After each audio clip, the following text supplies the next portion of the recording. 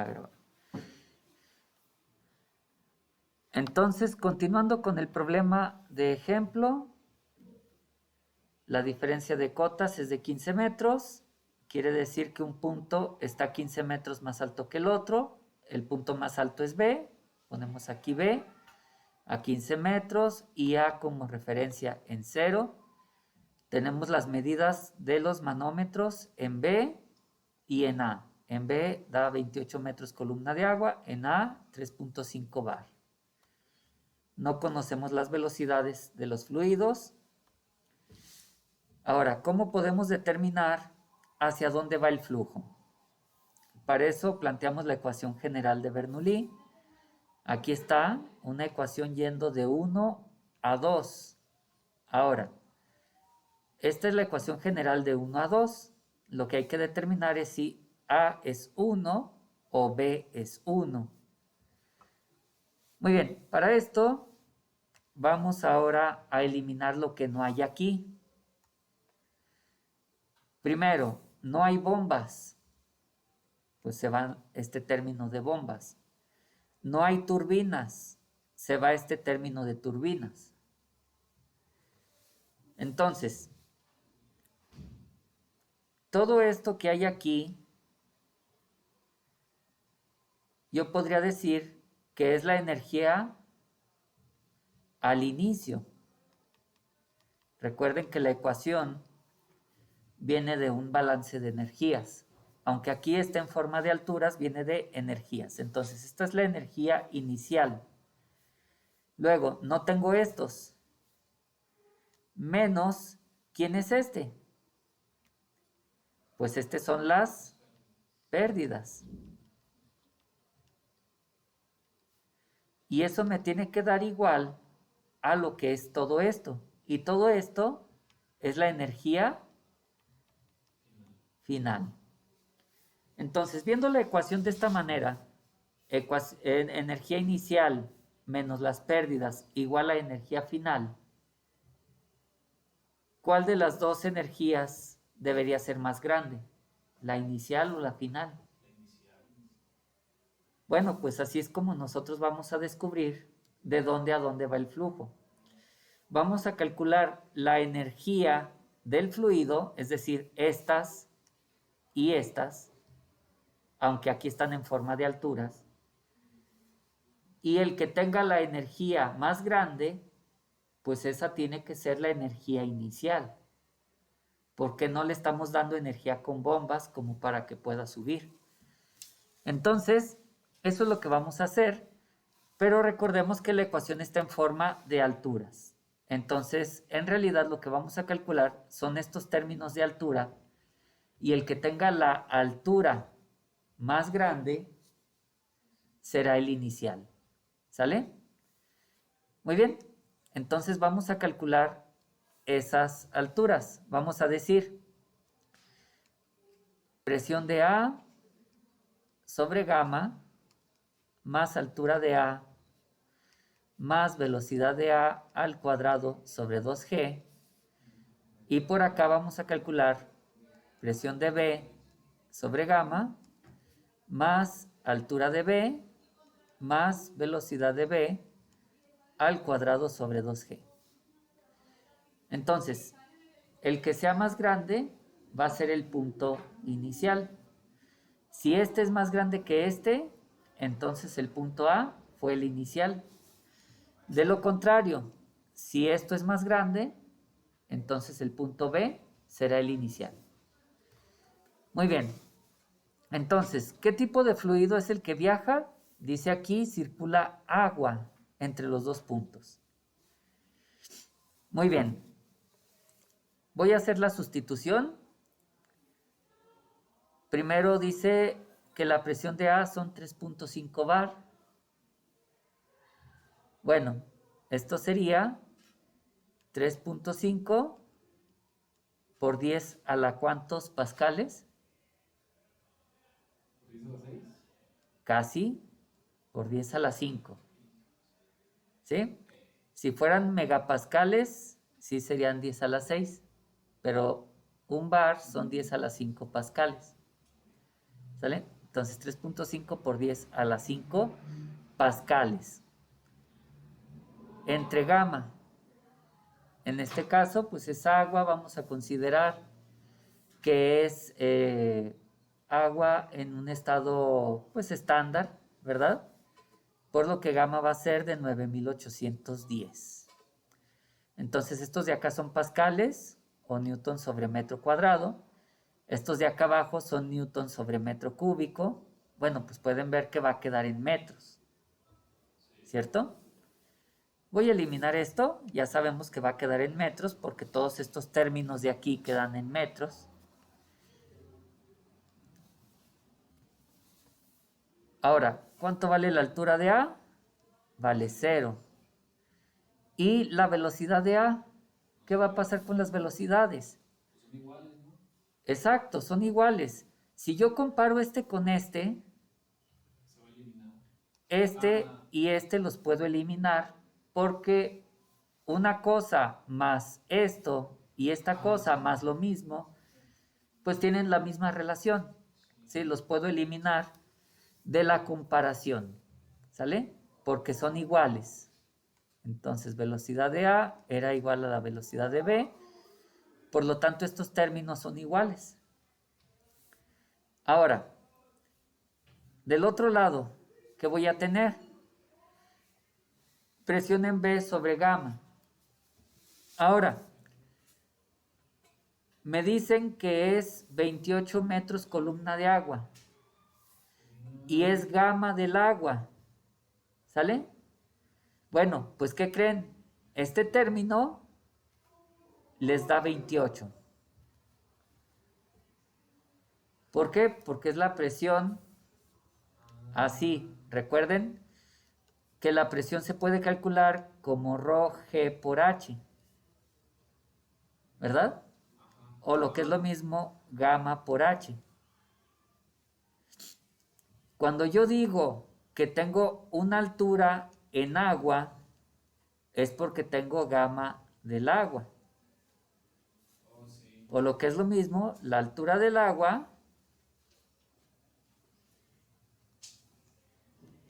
va a ser igual a la presión entre gamma del agua. ¿Sale? Entonces, 28 metros columna de agua es esto. Mientras sea presión del agua entre gamma del agua, claro está. ¿Sale? Sí. Entonces, si ustedes quieren comprobarlo más adelante, lo pueden hacer. Pueden convertir 28 metros columna de agua a pascales y luego dividirlos entre el peso específico del agua, pero van a ver que les da 28. ¿Sale? Entonces, este término casi que lo pone el autor del libro para ver si estamos al tanto de ese tipo de detalles, ¿no? Si es gamma del agua y la presión son 28 metros columna de agua, pues de hecho este término es este. ¿Sale? 28 metros en agua. Ahora, la altura en B son 15 y quedamos que las velocidades, o bueno, los términos de velocidades se iban a cancelar. Entonces, ¿cuánto nos da este? 3.5 por 10 a la 5 entre 9810. ¿Y cuánto nos da 28 más 15? El A da 35.678. 35,678. ¿Y este? 43. Entonces, ¿cuál fue más grande? B. B fue más grande. Por lo tanto, ¿de dónde a dónde va el flujo?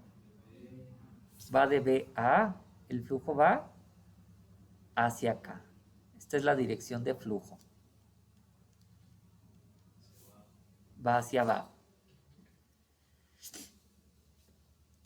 Muy bien. Entonces, eso es por un lado.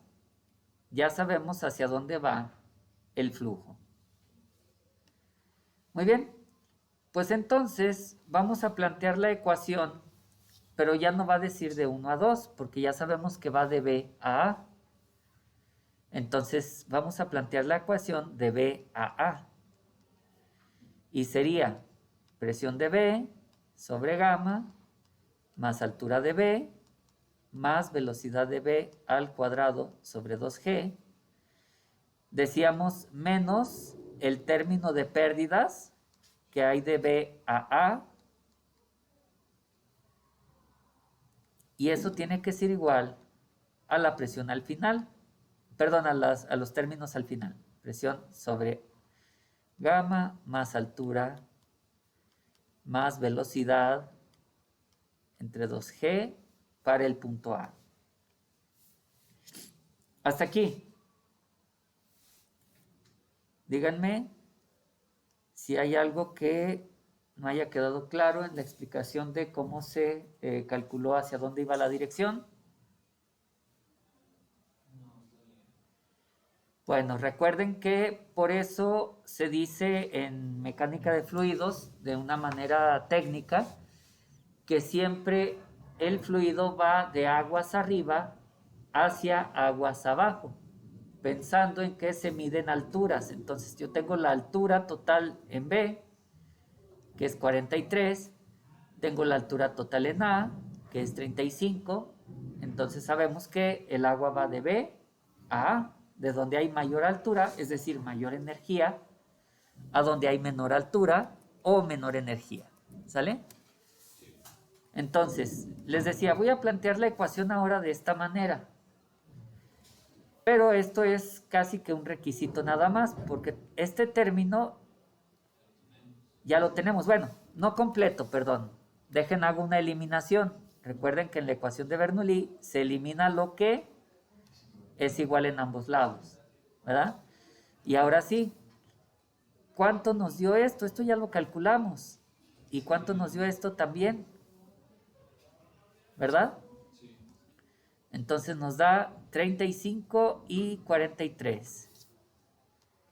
35.678 y aquí 43, ¿verdad?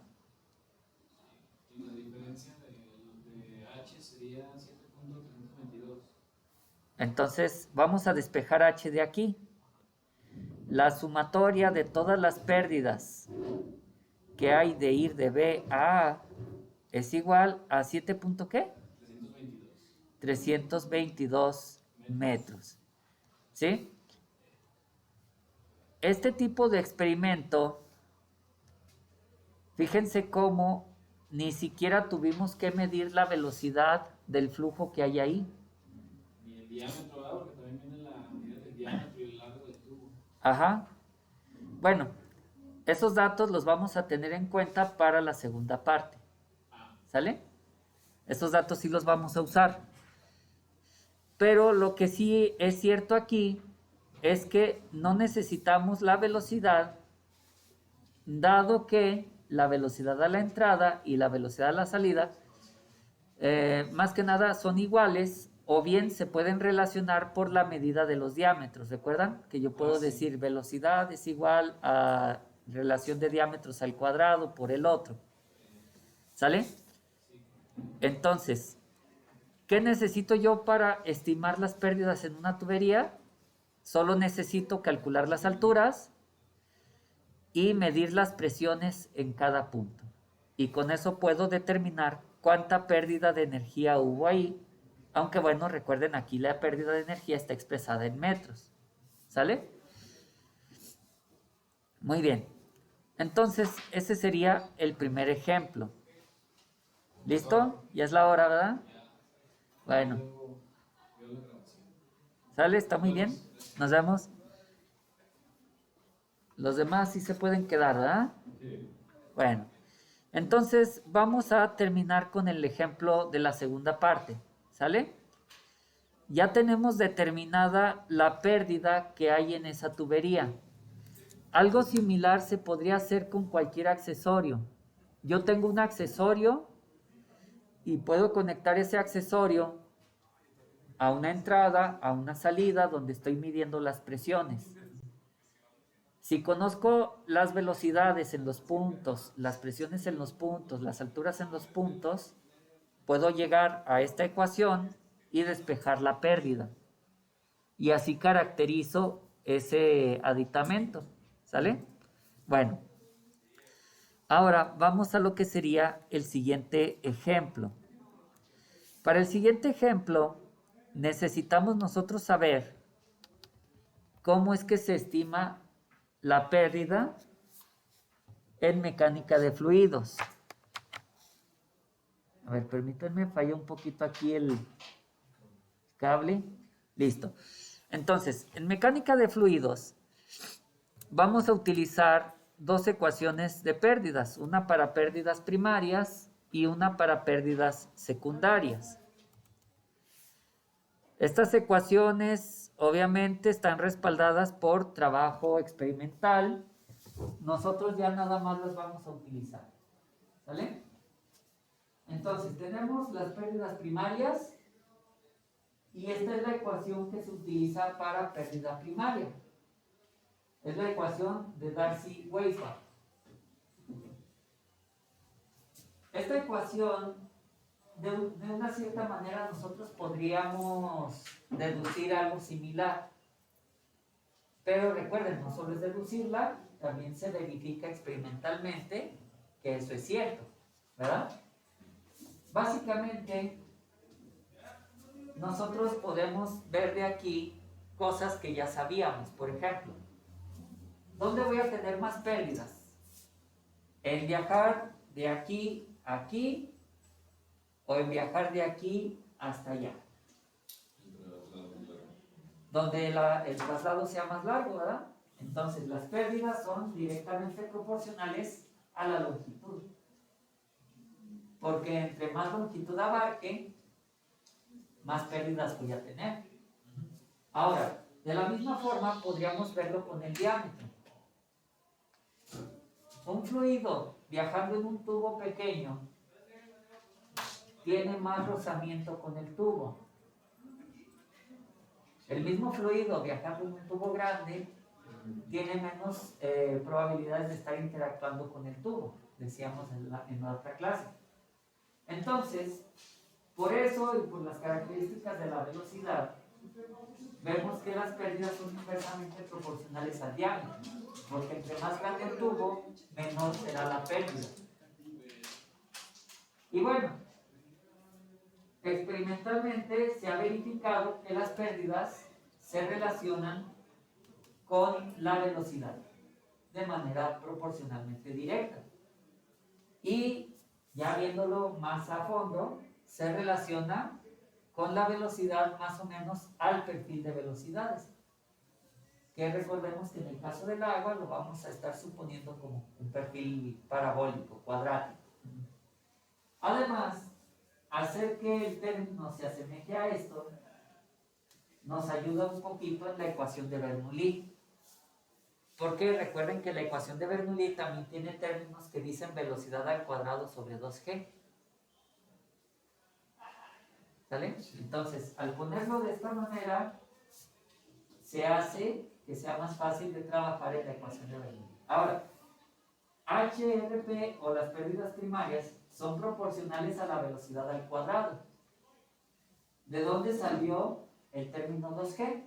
Bueno, pues simplemente a que esto es proporcional. Para quitar la proporcionalidad, yo puedo multiplicar por una constante. Entonces, multiplico por la constante y esto es igual. Pero esta es una constante y esto también es constante dentro de mi entorno. Bueno, pues constante entre constante da constante. Así que de manera arbitraria yo pude poner aquí el 2g sin ningún problema. ¿Sale? Bueno, básicamente esta es la ecuación que nosotros vamos a emplear para caracterizar en tuberías. ¿Qué necesito para caracterizar en una tubería? Pues la longitud de la tubería, el diámetro de la tubería y un coeficiente de pérdidas en la tubería. ¿Sale? ¿Ese de dónde es? El coeficiente es el que tú determinas experimentalmente, precisamente. Y es lo que vamos a hacer en el segundo problema. Entonces, voy a copiar esto y lo voy a pegar por acá. Ahora, Dice aquí que el factor lambda también depende de la rugosidad del material, porque es un factor de pérdida. Bueno, cuando sea con respecto a la rugosidad, utilizaremos rugosidad relativa, como les explicaba un poquito la clase pasada, que la rugosidad pues es proporcional al tamaño de todo mi entorno, ¿sale? Entonces, vamos a tener algo así, pero déjenme adelanto un poquito a esta ecuación de acá. Porque esta va a ser la ecuación para pérdidas secundarias. Ay, creo que esta debía haberle hecho más grande. Bueno, ahí está. ¿Sale? Entonces, ¿qué notan entre la ecuación de pérdidas primarias y la de pérdidas secundarias? También ese es una coeficiente, ¿no? O sea, Así es, también es un coeficiente de pérdida. perdón, Pero en los accesorios no necesariamente podemos hablar de un diámetro o de una longitud, porque los accesorios tienen distintas formas y distintas configuraciones. Por ejemplo, un accesorio puede ser una T, un accesorio puede ser una reducción, un accesorio puede ser una llave, ¿sí? Una llave de paso o así que abrimos o cerramos el caudal. ¿Sale? Entonces, esos elementos tienen entradas de distintos diámetros, salidas de distintos diámetros, en su interior tienen formas intrincadas tal vez. Entonces, estar contemplando cada pequeña característica de un elemento sería algo, de hecho, inútil. Sería difícil y a la vez inútil, porque no lo puedo comparar con otros accesorios, ¿sale? Yo no puedo comparar las T's con una llave, o no puedo comparar una llave con una reducción, ¿sale? Entonces, no se comparan sus características. Lo único que se hace es que se dice, ¿sabes qué? Este coeficiente involucra todas las variables que hay dentro de mi accesorio, ¿sale? Todas las variables que hay dentro del accesorio y no me interesa cómo se relacionan. Lo que me interesa es cuánta pérdida voy a tener a final de cuentas, ¿sale? Entonces, de manera experimental, como les decía, se hace similar a esto. Yo conecto el flujo, en este caso del agua, a mi accesorio y mido las variables que necesito a la entrada y a la salida. ¿Sí? Puedo estar midiendo la velocidad, puedo estar midiendo las presiones a la entrada y a la salida. Me voy a la ecuación de Bernoulli, despejo y obtengo la pérdida. Por un balance de energías, yo obtengo cuánta pérdida hay. Y a partir de esa pérdida, si ya tengo la pérdida y sé a qué velocidad está, puedo despejar el coeficiente. ¿Sale? sí. Obviamente se necesitan hacer muchos experimentos para poder caracterizar un coeficiente a lo largo de un comportamiento, ¿sí? Es decir, cómo varía ese coeficiente cuando tengo una velocidad baja, una velocidad media, una velocidad alta, cuando el elemento está obturando a la mitad, cuando está totalmente cerrado, cuando está totalmente abierto, qué sé yo, ¿no? Sí. Pero la idea es esa, ¿no? Esto es lo básico de la experimentación. Entonces, sea pérdida primaria o sea pérdida secundaria, si yo puedo cuantificar las pérdidas, entonces podría despejar el coeficiente de pérdida del elemento. El coeficiente para pérdidas secundarias será este, el coeficiente para pérdidas primarias, este. ¿Sale? Entonces, vamos a resolver, decíamos, el segundo ejemplo.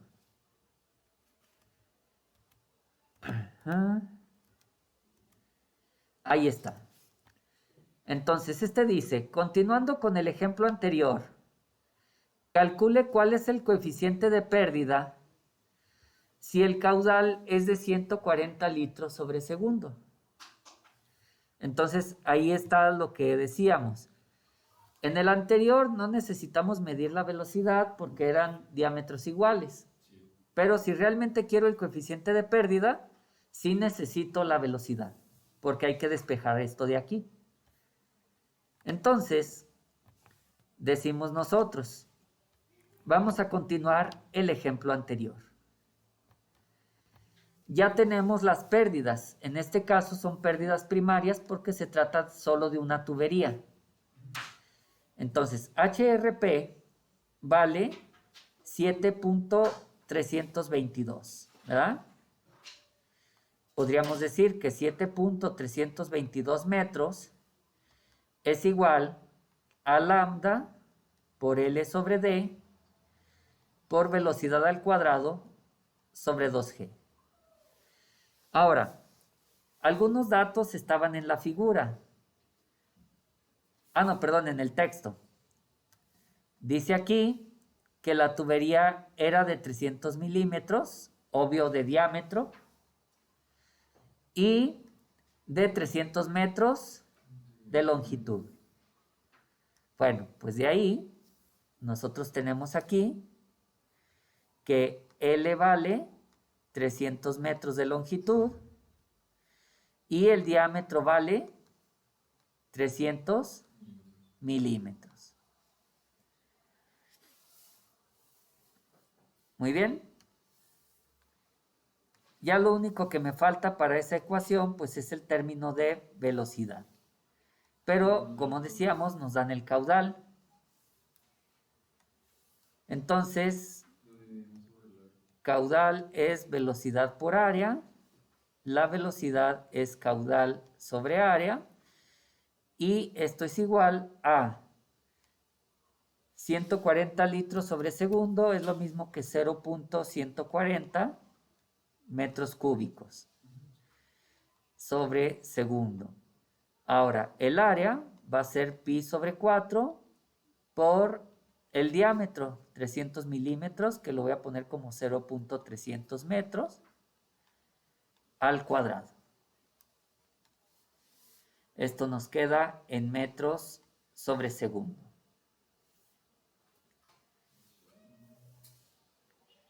Calculamos la velocidad.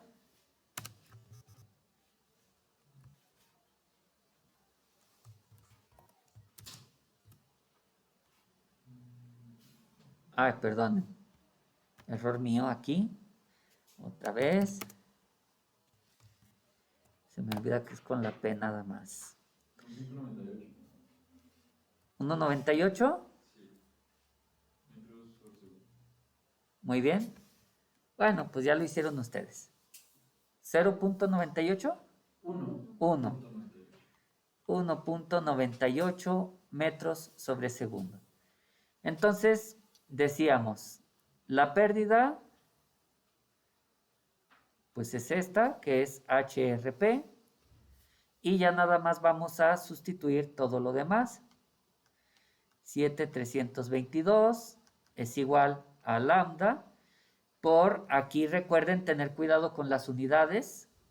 Si vamos a hacer L sobre D, ambos tienen que estar en metros o ambos en milímetros.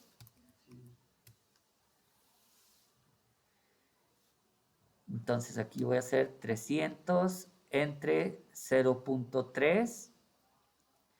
La velocidad sería 1.98 al cuadrado y entre 2 por 9.81. Ya no le puse las unidades porque todo está en unidades homogéneas. Aunque lo que sí pueden ustedes verificar, pues es las unidades de lambda. Verán ustedes que lambda es adimensional. ¿Sale? Lambda no tiene dimensiones si todo está en unidades homogéneas. Y por lo tanto, de aquí despejamos lambda.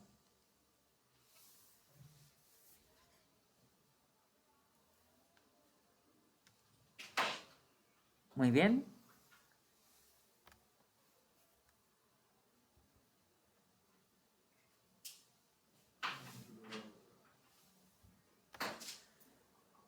¿Cómo está difícil la calculadora de Windows?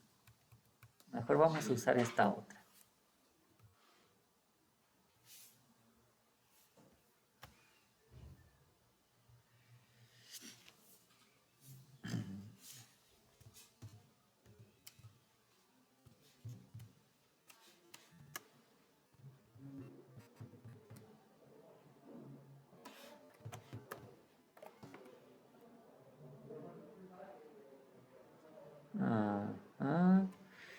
A ver, este se me fue para el otro lado.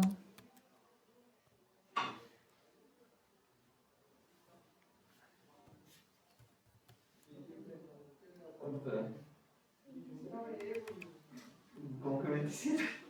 ¿27? A lo mejor sí. O sea, ya despejándola.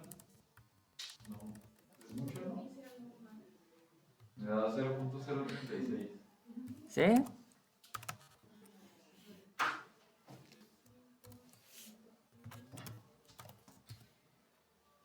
.0366 tal vez.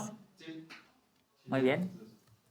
Bueno, entonces, pues ese es el valor de lambda aquí, ¿verdad? Aquí lo pueden ver en la solución, 0.0366, ¿verdad? Y como les decía, se puede hacer un análisis dimensional, pero lambda debe ser adimensional. Todas las dimensiones se eliminan.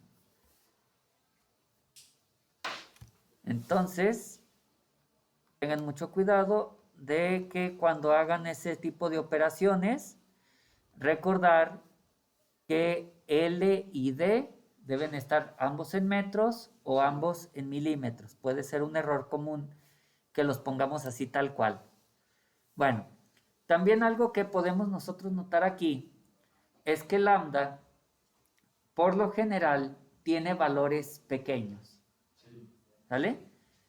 Es decir, a menos que estén en ciertas partes del diagrama muy extremas, lambda sería muy alta. ¿Sale? Por ejemplo, en flujos muy viscosos, pues sí sería bastante alta, ¿verdad? Por ejemplo, si hablamos de petróleo o de miel, pues los valores de lambda sí son arriba de la unidad en general, pero si hablamos de agua o de aire, por lo general serán números pequeñitos. Bueno, entonces, con eso caracterizamos lambda para esta tubería y para una velocidad en particular. Noten que se caracterizó para una sola velocidad. ¿Cómo se construye el diagrama de Moody? ¿Recuerdan que veíamos el diagrama de Moody la clase pasada? Sí. Bueno, pues hagan de cuenta que ustedes aquí acaban de calcular solo un punto del diagrama de Moody. ¿Sale? A una sola velocidad calcularon para esa tubería lambda. Entonces, sería algo así. Yo tengo un valor de velocidad y luego voy en la gráfica y busco un valor de lambda y marco un punto. Ahora, si yo quisiera hacer esta curva, pues tendría que a otra velocidad calcular la pérdida, experimentalmente medir las presiones, medir la velocidad y determinar la pérdida, luego de ahí despejar lambda y graficar otro punto. Luego vuelvo a hacer el experimento, cambio la velocidad, vuelvo a calcular las presiones, a hacer lecturas de presiones, a calcular la pérdida y vuelvo a graficar otro punto. Entonces, como ustedes pueden ver, cada línea de flujo de las que están aquí, cada línea de este diagrama, pues corresponde a un montón de datos experimentales. Sobre todo pensando que estas curvas se obtuvieron después de un ajuste de experimentos. ¿Sale? Primero se hace el experimento, luego sobre el experimento se hace el ajuste de la curva. ¿Sale? Bueno, a nosotros ya nos dejaron lo que son, digamos, el terreno trabajado, nos dejaron el diagrama de Moody y nos dejaron las ecuaciones.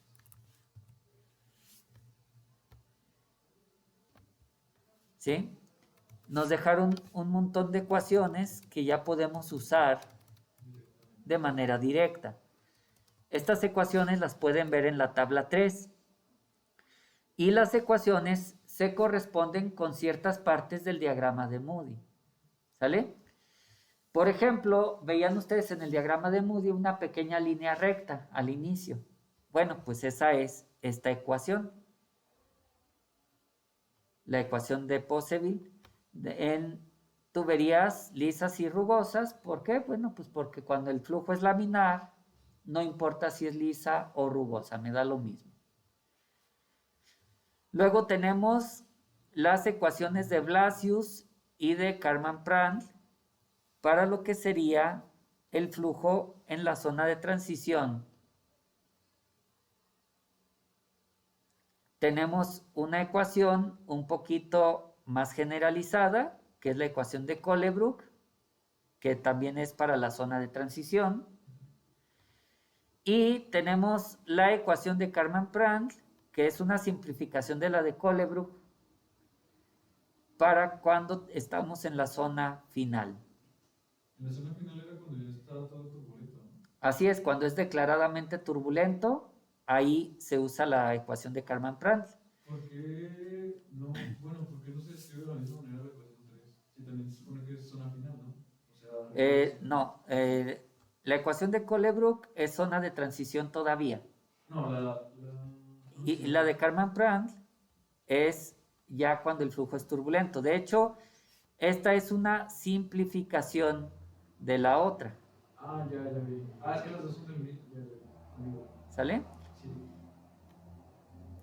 Esta es una simplificación y esta también es una simplificación de esta. Ya. ¿Sale?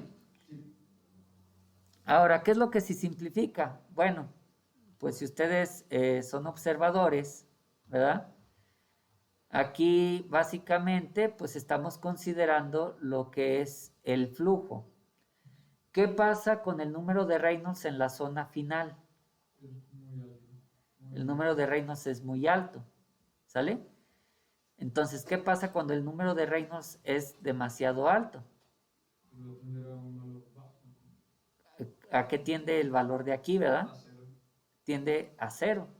Bueno, entonces pueden ver que esto se simplifica. Ahora, aquí en realidad, ¿por qué salen dos términos si era una división? Bueno, pues apliquen leyes de logaritmos. ¿Cuál es el logaritmo de A entre B? Es el logaritmo de A menos el logaritmo de B. Y por eso se quitó también el signo, ¿no? Que está por ahí. Ah, claro. Sí, bueno, quitaron el signo también porque a lo mejor por ahí se hizo una inversión. ¿Se fijan que aquí dice K sobre D y aquí dice D sobre K? Sí. Bueno, cosas así, ¿no? La verdad es que Karman-Prandtl simplemente le cambió un poquito, simplificando la de Colebrook. Igual acá. Esta otra es una simplificación de esta cuando la tubería es lisa. Porque ¿qué pasa con la rugosidad si la tubería es lisa? La rugosidad la consideramos 0, entonces este término no va. Vuelvan a aplicar leyes de logaritmos con esto para acá y les queda esto de acá, ¿verdad? Bueno, esa es la idea. En sí, si estamos en flujo laminar, vamos a utilizar la primera ecuación. Si estamos en flujo de transición, podríamos utilizar alguna de estas dos o la de Colebrook. Okay. Pero recuerden que las dos primeras solo son para tuberías lisas. Y la de Colebrook se puede usar tanto en tuberías lisas como rugosas, porque en tuberías lisas simplemente sustituyen que K vale 0. ¿Sale? Sí. Y esta de la zona final también es una simplificación de la ecuación de Colebrook. Como pueden ver, la de Colebrook está en casi todo el diagrama. Yo la puedo usar en la zona de transición y también la puedo usar en la zona final, porque de hecho decíamos que esta otra Es una simplificación de la de arriba, ¿verdad? Sí. Pero ¿por qué entonces voy a preferir usar la ecuación de Blasius o las dos de Kalman-Prandt en lugar de la de Colebrook? ¿Por qué haría eso? Bueno, pues precisamente porque la ecuación de Colebrook es un poco más difícil de resolver. ¿Sí? Ustedes pueden darse cuenta que aquí yo tengo una expresión más grande y además la variable lambda está en ambos lados de la ecuación. ¿Cómo se resuelve una ecuación de este tipo? ¿Cómo se resuelve una ecuación implícita? No recuerdo. Bueno, pues hay varias maneras. Una es tratar de despejar, ¿verdad? Bueno. Pero cuando el despeje es muy difícil, Ya vi. porque yo no puedo despejar este término de logaritmo fácilmente para juntarlo con este de acá, ¿verdad? No se puede. Entonces, cuando es muy difícil, se tiene que recurrir a algunos métodos, como por ejemplo los métodos numéricos. ¿Sale? Y por eso les decía que nosotros vamos a hacer algunos ejercicios con la calculadora, ¿verdad? Algunos ejercicios iterativos. Bien, en cuanto a métodos numéricos, ¿qué tal andan? Nunca hemos llevado. ¿No llevaron en programación alguna unidad pequeñita de métodos numéricos? No, que yo recuerde. Bueno, les voy a explicar algunos métodos numéricos sencillitos. ¿Sale? Creo que el único que vimos fue con usted en resistencia de material, ¿no? Creo. De los últimos dos. Así es, yo siempre les enseño algunos métodos numéricos, ¿verdad? Precisamente porque sabemos que pues no lo llevaron en la currícula. Les voy a explicar el método numérico más simple de todos. ¿Sale? El método numérico más simple de todos es algo así. Imagínense que yo quiero que resuelvan. Quiero que resuelvan esto. ¿Sale? Quiero que resuelvan esta ecuación y se les olvidó su formulario de la ecuación cúbica. ¿Sale? Entonces, ¿qué es lo que se puede hacer? Bueno, lo que podrían ustedes hacer es agarrar esta ecuación y tratar de encerrar la raíz dentro de un cierto rango de valores. Por ejemplo, vamos a decir, yo quiero saber dónde x vale 0. Puedo intentar, por ejemplo, con 0. ¿Sí, verdad? ¿Qué pasa si x es igual a 0? Menos 1 es igual a 0. Bueno, más bien, f de x es esto. Perdón. ¿Sale? X igual a 1. Entonces, vamos a decir que f de x vale menos 1. ¿Cierto? Ahora, yo digo, bueno, vamos a intentar con otro valor. ¿Qué pasa, por ejemplo, con x igual a 2? 2 al cubo, 8. Más 2 por 4, 16 menos 1, 15. F de x vale 15, ¿verdad?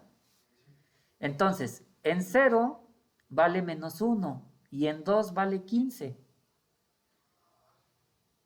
Por ahí hay algún postulado que dice que si antes estaba en negativo y después en positivo, si la función es continua, tuve que haber pasado por 0. ¿Sale? Entonces, ya sabemos nosotros que la raíz, o al menos una raíz, está entre 0 y 2. Bueno, entonces podríamos intentar con algún otro valor entre 0 y 2. Por ejemplo, 1, ¿verdad?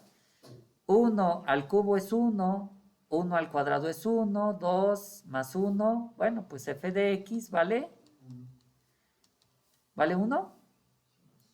Sí, 1 más 1 menos 1. Vale 2, ¿no? Sí, cierto. ¿Sí? 1 más 2 por 1 menos 1. Vale 2. Bueno, pues ahora decimos que entre menos 1 y 2, o más bien entre 0 y 1, está nuestra raíz. Entonces, ¿qué haríamos? Pues seguir intentando, ¿no? Ajá. Y Entre 0 y 1. entre 0 y 1, entonces escogerían algún valor, ¿verdad? 0.5. 0.5, por ejemplo, y así sucesivamente. Hasta lo que vamos a estar haciendo es acotar como... Es estar acotando. la Así es. Bueno, ahora, si cuando ustedes acotan buscan un valor siempre a la mitad, manera más rápida. pues a ese método se le llama el método de bisección. ¿Sí? Es decir, yo sugerí 0 y 2 y después entre 0 y 2 buscaron la mitad, que fue 1. Luego, a lo mejor la raíz va a quedar entre 0 y 0.5 y ustedes van a sugerir otro valor, ¿verdad? Y así sucesivamente. Bueno, ese es el método de bisección. El método de bisección no es el más rápido. El método más rápido es el método de lo que sería la regla áurea. ¿Sí? ¿Tiene que ver con los tercios también? No son tercios, tiene que ver con una raíz cuadrada de 5 y cosas así. ¿Sale? Más que nada, no sé si ustedes tengan, por ejemplo, a la mano alguna tarjeta de esas de identificación o tengan a la mano una hoja de máquina, ¿verdad? Por ejemplo, si sabían que si ustedes agarran una hoja doble carta y la doblan, les queda una hoja carta, ¿verdad? Y los tamaños tienen proporciones.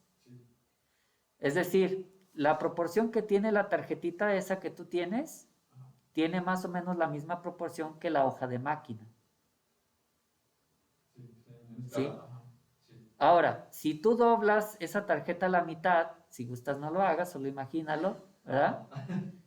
Verás que la hoja de la mitad sigue teniendo las mismas proporciones que una hoja de máquina. Y así sucesivamente, ¿verdad? No importa cuántas veces lo dobles a la mitad, siempre va a tener las proporciones de una hoja de máquina del tamaño grande, ¿sale? Ahora, esa proporción áurea la hicieron los griegos, ya ven que los griegos siempre buscaban los cánones de belleza, ¿sale? Y en la geometría también lo buscaban. Entonces, la idea de ellos era buscar una figura geométrica que al ser escalada siguiera manteniendo las mismas proporciones. Que si la partías, que si tú partes un entero, ese entero te quedan dos pedazos de la misma proporción. ¿Sale? Proporción geométrica, claro está. No es una proporción lineal, pero sí es una proporción geométrica. ¿Sale? Es similar, pero no es exactamente eso. ¿Sale? La espiral también tiene proporciones geométricas. Más que nada, pues ahí búsquenle en Google, ¿verdad? Ahí busquen lo que es la regla áurea. Y de hecho les van a salir tal vez algunas aplicaciones interesantes de la regla áurea. ¿Sale? Bueno, pues de hecho una aplicación aquí es que si yo divido entre 0 y 2, pero con la regla áurea, en general, para cualquier función, va a ser más rápido que la proporción de la bisección, que es la proporción de la mitad. ¿Sale? Pero eso es en general. Obviamente habrá funciones que sean más fáciles con la bisección o más rápidas, ¿verdad? Bueno, pero la bisección, esa es, digamos que para gente matada que tiene mucho tiempo. Hay otro método que también han usado ustedes, que se llama el método del tanteo. ¿Sí? Y el método del tanteo también es un método matemático válido siempre y cuando se tenga un procedimiento. ¿Sale? Es decir, si yo hago tanteos, pero los hago así sin tener en cuenta los resultados que voy obteniendo, pues no es demasiado útil, ¿verdad? En cambio, si yo hago tanteos y esos tanteos me sirven para ir encasillando la solución, entonces ya se vuelve un método matemático válido. Por ejemplo, cuando yo dije voy a evaluar en 0 y dije voy a evaluar en 2, se me ocurrieron esos valores. ¿Sale? Yo dije, a lo mejor la solución está en 0. No, no estaba en 0, pero me sirvió para acotar dónde está la raíz. Luego dije, a lo mejor está en 2. No, pues no está en 2. Pero ahora yo puedo tantear entre 0 y 2, ¿verdad? Y así sucesivamente. Si yo voy tanteando y los mismos tanteos me sirven para encasillar mi raíz, en algunos cuantos intentos podría llegar a la raíz con un suficiente margen de error. ¿Sale? Por ejemplo, en base a lo que acabamos de ver, algunos de ustedes pueden decir, oiga, ¿y qué tal que intentamos en 0.432? Ah, pues se puede. Se intenta en ese valor, se ve cuánto da, y si no da, pues se encasilla la solución. Y de hecho, hay muchos métodos que se basan en el tanteo. Por ejemplo, hay métodos probabilísticos. Métodos probabilísticos es que ustedes generan un valor aleatorio en la computadora, como aventar los dados n veces, y con esos valores aleatorios calculan la función, ¿verdad? Y en algún momento determinado atrapan la solución de esta ecuación, ¿verdad? Obviamente eso se tendría que programar. Bueno, ese es otro método, ¿sale? El método que vamos a usar nosotros aquí y que es muy útil para las ecuaciones nuestras, para estas, sobre todo, ecuaciones como esta o como esta, que son ecuaciones implícitas, el método de estas es el que vamos a usar nosotros, ¿sale? Que se llama el método de lo que sería un método iterativo o de regla falsa, ¿sale? Déjenles digo cómo sería el método iterativo. Por ejemplo, en esta. X cúbica más 2x cuadrada menos 1. ¿Pueden despejar x de aquí? Sí, sí se puede. Ahora, ¿cuántos despejes hay de esto? Infinitos. ¿Sale? Hago uno de ellos. X cúbica es igual a 1 menos 2x cuadrada. X es igual a la raíz de 1 menos 2x cuadrada. ¿Cómo ven? Ya despejé x. Y me quedó en forma implícita, porque la función se define en base a sí misma. ¿Sale? Entonces, eso es similar, les decía, a lo que tenemos acá. Tengo la variable que quiero conocer en ambos lados de la ecuación. Bueno, está que ni pintada para el método implícito. ¿Sale? Ahora, de aquí yo también pude haber despejado. Ay, caray, perdonen. Era control C. También pude haber despejado así.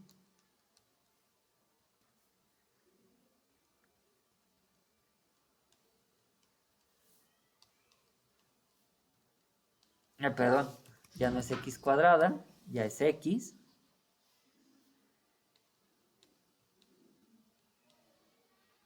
¿Cómo ven? Ah, y aquí me equivoqué, le faltaba este, ¿verdad? Raíz cúbica. Muy bien. Ambos son despejes de x. Pero este de acá me va a generar muchos más problemas. Porque imagínense que yo estoy buscando en un lugar donde la raíz es negativa. ¿Sí? Imagínense que busco con x igual a menos 3. ¿Cómo será esta cantidad?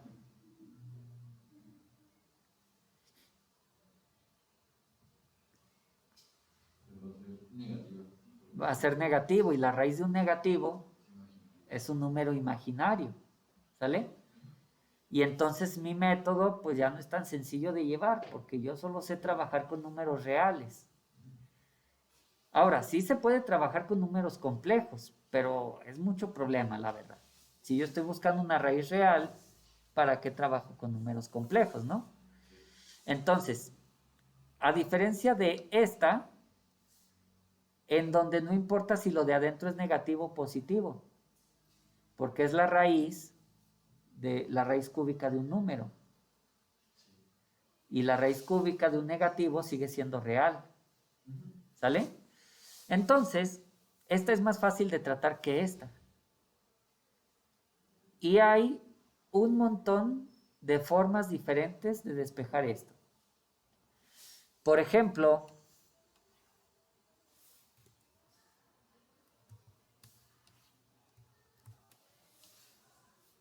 chéquense esta forma.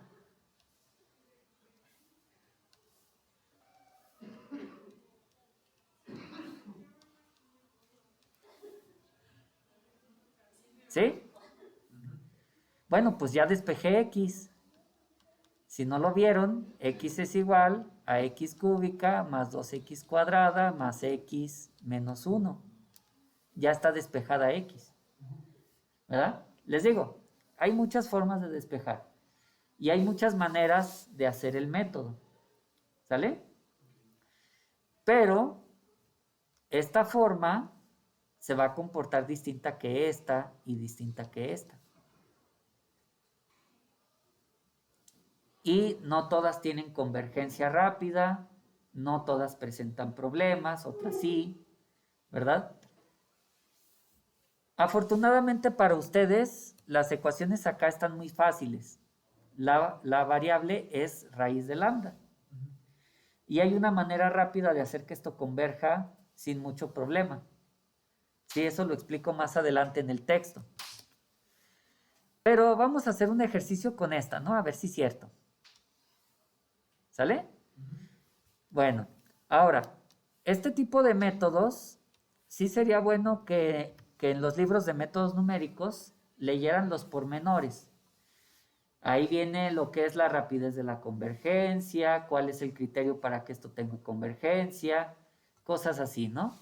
A lo mejor con Panayotis han platicado acerca de la convergencia de funciones y que el valor beta tiene que ser menor que la fracción de no sé qué para que converja al infinito y cosas así, ¿no? Bueno, pues nosotros no vamos a buscar esos criterios, sino que vamos a buscar la solución en esta que yo ya sé que no tiene mucha pérdida. ¿Sale? Entonces, el método numérico es como sigue. ¿Sí? Es un método iterativo y se llama regla falsa porque se está midiendo sobre la misma variable que estoy calculando. Esta va a ser la x y más 1, la más nueva. Y esta va a ser el valor anterior o el valor de tanteo. ¿Sale? Por ejemplo, si yo digo, oye, se me hace que la función, su valor va a ser x igual a 0.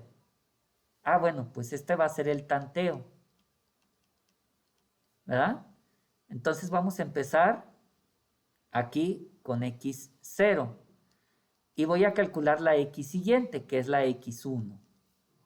¿Sale? Aquí sería x1 es igual a la raíz cúbica de 1 menos 2 por x0. O lo que es lo mismo, es la raíz cúbica de 1 menos 2 por 0.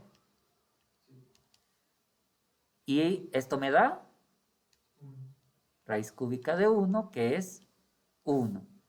Ah, pues, ¿qué crees? Ahora voy a empezar con x1. Y esta x1 me va a permitir calcular una x2.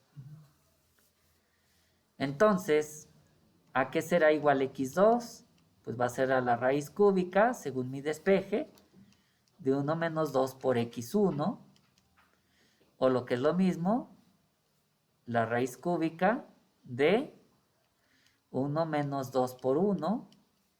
Y esto me da la raíz cúbica de menos 1, ¿verdad?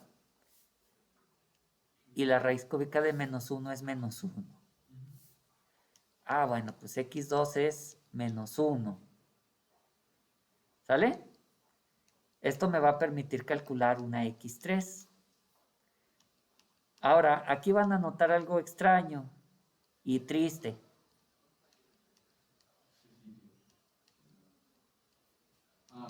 ¿Qué pasa aquí?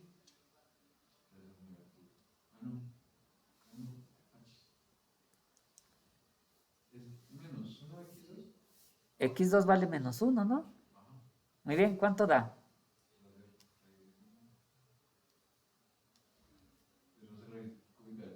Raíz cúbica de 3. ¿Y esto nos da cuánto? Bueno,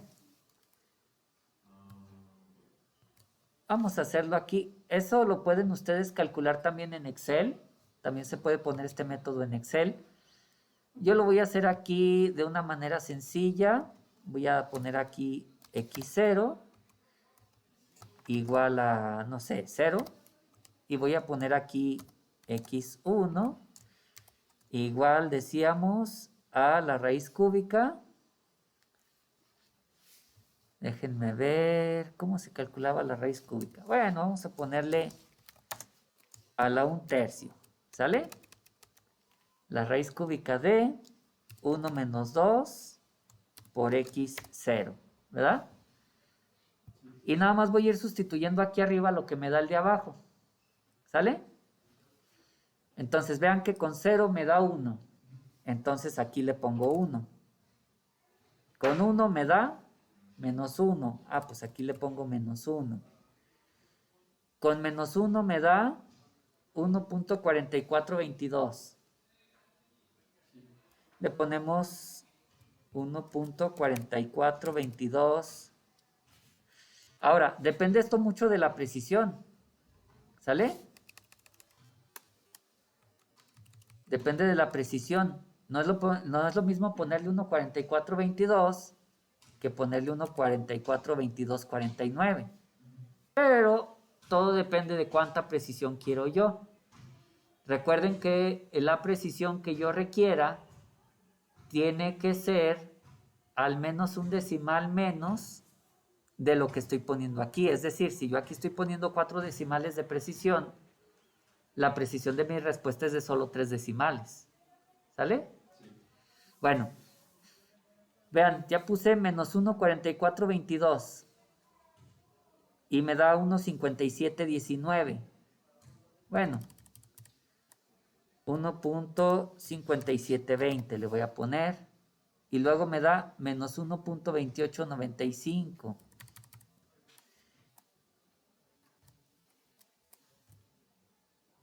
Y me da 1.5296.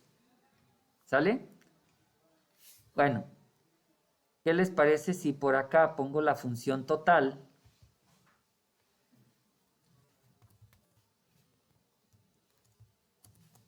X0 al cubo más 2x0 al cuadrado menos 1 para ver cuánto va quedando, ¿sale? Me da una de menos 1.2895. Y vean la función f, ¿cuánto vale ya? Vale 0.18, ¿sale?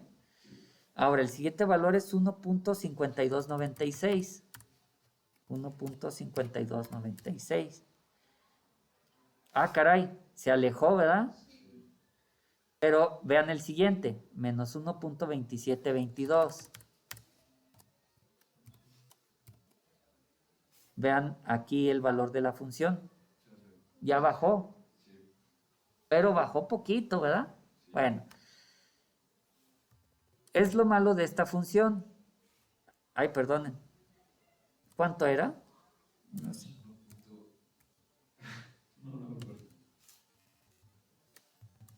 Menos 1.52. Ah, miren. Ese se acerca más. Vamos a usar ese. ¿Sale? ¿Ya ven por qué los métodos al tanteo también sirven? Bueno, entonces vamos a ir acercándonos a la función, ¿verdad? La verdad es que aquí nosotros notamos otro problema. Si ustedes recuerdan, el despeje con la raíz cuadrada nos iba a dar problemas de cálculo, porque nos iba a sacar números imaginarios, ¿verdad? El problema de este despeje de raíz cúbica es que nos está llevando del lado negativo al positivo, del negativo al positivo, positivo, negativo. Y eso hace que estemos oscilando demasiado. Sí se está acercando a la solución, pero lo hace de manera muy lenta porque lo hace oscilando. ¿Sale? Entonces, no todos los despejes son adecuados. ¿Sale? De hecho, ¿recuerdan el despeje que les dije de que le sumo x de ambos lados? Pues ese a lo mejor hubiera sido más sencillo. ¿Sale?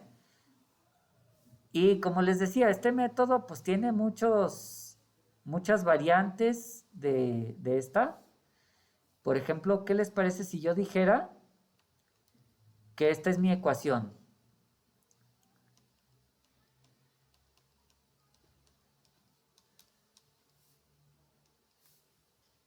¿Cómo ven? Y despejo X.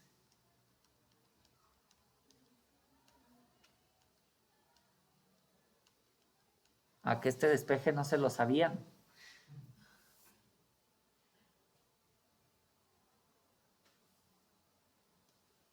¿Qué pasaría si yo intentara con este? ¿Quién sabe, verdad? Solo hay una manera de averiguarlo. Vamos a ver. Obvio, esto se presta más para la computadora, ¿verdad? Entre x cuadrada y aquí le vamos a poner x1, ¿verdad? Y aquí le vamos a poner x0 y aquí es x0. Vean, le voy a poner 0. Ah, ¿qué creen? Con 0 es indefinido. No es válido. Vamos a ponerle 1. Menos 1. Menos 1. Ah, caray. Miren, ya llegamos a la solución. ¿Cómo sé que ya llegué a la solución? Porque la x anterior y la x siguiente son iguales. El método ya se quedó en esa solución de ahí. A ver, ¿será cierto que es x sub 0 al cubo más 2 por x sub 0 al cuadrado y menos 1 da 0? Oh. Bueno, pero vamos a intentar con otro número que no sea 1, ¿verdad? Vamos a intentar, por ejemplo, con 8. 8 me dio menos 1.9843. Menos 1.9844.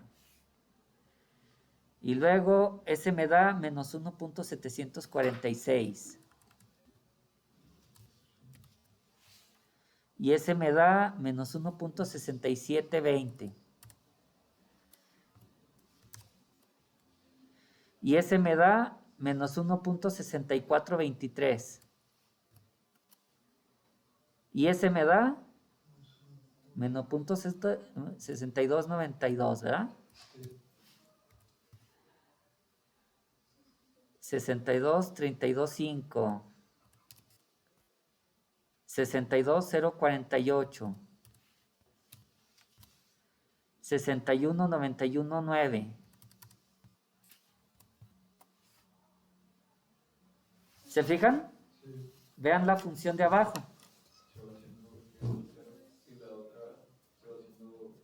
Cuando yo empecé con 1, me llevó a una raíz que es menos 1. Y luego empecé con 8. Y 8 me llevó a esta que también ya está siendo la raíz de x cúbica más 2x cuadrada menos 1. ¿Sale? Es otra cosa que tienen los métodos. Dependiendo del valor semilla, puede ser el camino por el que se vaya la solución. ¿Sale? Y no sé si se fijaron, pero con este despeje nos fuimos mucho más rápido incluso que con la raíz cúbica, porque la raíz cúbica oscilaba demasiado. Y este despeje, pues solamente leyendo el libro de métodos numéricos dice uno, ah, sí es cierto, ¿verdad? También se puede. Ahí es donde nos dicen que también se puede despejar así. ¿Sale? Bueno, pero eso es una intro al método numérico. ¿Sale? Nosotros lo vamos a hacer todavía más fácil, porque nosotros no lo vamos a hacer para una ecuación cualquiera, lo vamos a hacer para la ecuación de Colebrook. ¿Sale? Sí. Y en la ecuación de Colebrook, yo les tengo por acá algunos métodos numéricos. Ahí está. ¿Sí? Dice, para el cálculo de lambda conviene emplear esto. ¿Vale? Y vamos a hacer el método de la regla falsa, que es el que acabamos de aplicar nosotros aquí. Pero nuestra variable no va a ser lambda. Nuestra variable va a ser 1 sobre la raíz de lambda. ¿Sale? Y en las calculadoras que tengan la variable ans, lo vamos a poner con esa variable para nada más estarle apretando al botón de igual. ¿Sale? Y con eso verán que vamos a obtener en máximo 7, 8 iteraciones el valor de lambda a 10 dígitos. ¿Sale? Que tampoco lo necesitamos a tanto. ¿Sale? Entonces, ¿sabían que con este tipo de métodos también se pueden resolver las raíces cuadradas y otras cosas, verdad? Sí. Nada más que obviamente pues se necesita la calculadora. Muy bien. Entonces, hay otros métodos que se podrían usar, pero que son demasiado laboriosos para nosotros. Por ejemplo, ¿quién no conoce que existe el método de Newton, verdad? El método de Newton, a pesar de que sirve para este tipo de funciones, sería demasiado laborioso para nosotros porque tendríamos que calcular las derivadas de la función. Y eso, pues la verdad, qué flojera, ¿sale? Nosotros vamos a simplemente hacer la sustitución de 1 sobre raíz de lambda por la variable que yo necesito y verán que la fórmula se va a despejar muy fácilmente. Entonces, en estos problemas que acabamos de revisar, en el 1 y el 2, lo que hicimos fue que verificaran ustedes cómo puedo yo experimentalmente obtener un punto para graficar en el diagrama de Moody. O sea, yo podría hacer mi propio diagrama de mi elemento, de mi accesorio. ¿Cuántos puntos tendría que experimentar? Pues eso depende de qué tan amplio quiera mi rango. Porque, por ejemplo, si yo voy a hacer una aplicación para una casa, pues a lo mejor no necesito que la velocidad vaya de 0 a 100. Tal vez nada más necesito experimentar entre velocidades de 0 a 6 metros sobre segundo. ¿Sale? Y tal vez tendría que hacerlo nada más en ciertas partes discretas. Entonces, 5 o 6 experimentos y ya veo cómo es el comportamiento de lambda a lo largo de las diferentes variaciones de velocidad. ¿Sale?